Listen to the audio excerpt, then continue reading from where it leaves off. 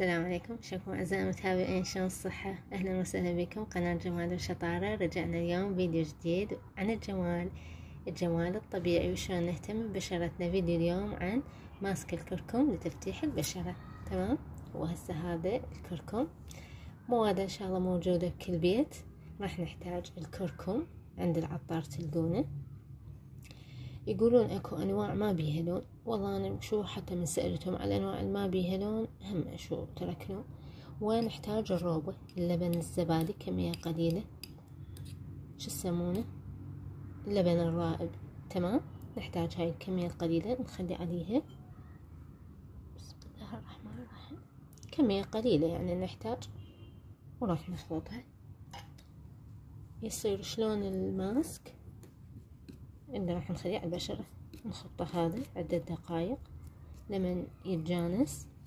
الكركم معروف الخصائص مالته، هو انتي انفلاماتوري، مضاد التهاب، يفتح البشرة، يعطيها نضارة، حتى الحبوب ينشفها ويمنع الحبوب الجديدة تصير. انتم ما تردون تخلونه يكون ثاني يوم ما عندكم دوام، مثلا قبل يوم الأوف، حتى من يصير لون خفيف على البشرة انتم يعني بالبيت.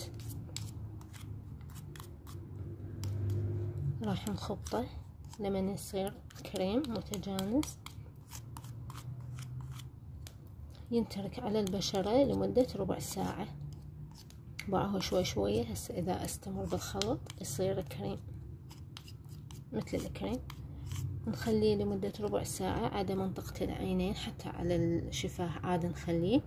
الوصفة مجربة وللأمانة ماخذتها من قناة دكتور طلال المحيسن، بس شفتها من عنده وجربتها الحمد لله والشكر. نظارة تفتح البشرة، تخف آثار الحبوب، وفشي يعني طبيعي وآمن.